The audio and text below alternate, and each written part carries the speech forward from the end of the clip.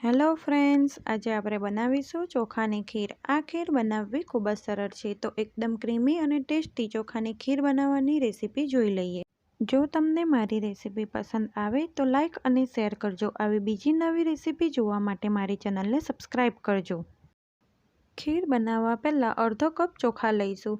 મેં અહીં બાસમતી ચોખા લીધા છે, તમે કોઈ પણ ચોખાનો ઉપયોગ કરી શકો છો। ચોખાને 2 થી 3 વખત સારી રીતે ધોઈ લઈશ। મેં ચોખાને ધોઈ લીધા છે। ચોખાને અડધો કલાક પાણીમાં પલાળી દઈશું, જેથી ચોખા જલ્દીથી બફાઈ જાય। ખીર બનાવવા હેવી બોટમવાળી કઢાઈ લઈશું। તેમાં 3 થી 4 ચમચી જેટલું પાણી ઉમેરીશું। તમે પાણીની જગ્યાએ કઢાઈમાં 1 ચમચી જેટલું ઘી પણ લગાવી શકો છો। આ રીતે ઉમેરવાથી ખીર કઢાઈમાં ચોંટશે નહીં। 1 લીટર ફૂલ ફેટવાળું દૂધ ઉમેરીશું।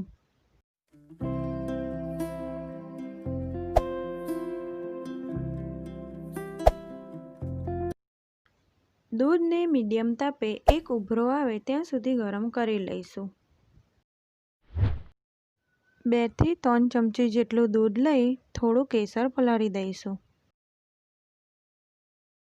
5 થી 6 મિનિટ પછી આપણું દૂધ ગરમ થઈ ઉકળી ગયું છે।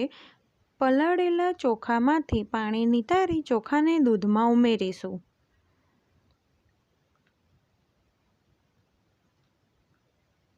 દૂધમાં ચોખાને બરાબર મિક્સ કરી લઈશું।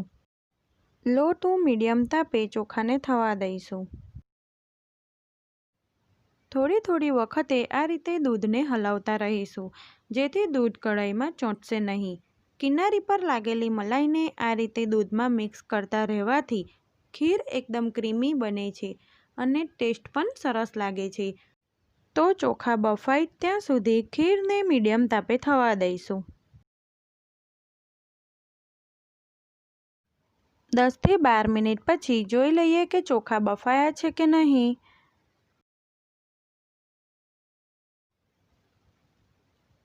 તો તમે જોઈ શકો છો ચોખા બરાબર બફાઈ ગયા છે। આ રીતના બરાબર ચોખા બફાય પછી તેમાં ખાંડ ઉમેરવાની। અડધો કપ ખાંડ ઉમેરીશું। ખાંડને દૂધમાં બરાબર મિક્સ કરી લઈશું। ખાંડનું પ્રમાણ તમે ઓછું વધતું કરી શકો છો। હવે પલાળેલા કેસરવાળું દૂધ ઉમેરીશું। અડધી ચમચી જાયફળ ઇલાયચીનો પાવડર ઉમેરી 2 ચમચી બદામની કતરણ, 2 ચમચી કાજુની કતરણ અને પિસ્તાની કતરણ ઉમેરી બરાબર મિક્સ કરી લઈશું। ડ્રાયફ્રૂટ તમે તમારી પસંદગી મુજબ નાખી શકો છો। ખીરને હજી 3 થી 4 મિનિટ ધીમા તાપે થવા દઈશું।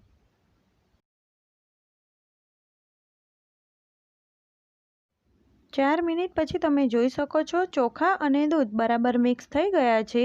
તો આપણી ખીર બની ગઈ છે। ગેસ બંધ કરી ખીરને 4 થી 5 મિનિટ સતત હલાવીને ઠંડી કરી લઈશું, જેથી ખીરની ઉપર મલાઈની પરત બાજે નહીં। ખીર ઠંડી થશે એટલે હજી થીક થશે।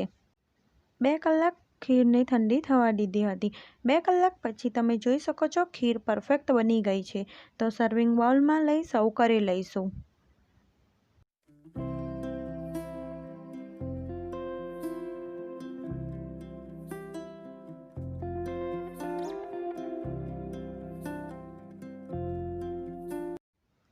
ખીરને ગરમ અને ઠંડી બંને રીતે સર્વ કરી શકાય છે।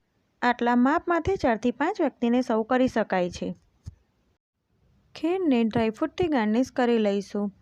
તો એકદમ ક્રીમી અને ટેસ્ટી ખીર બની ગઈ છે।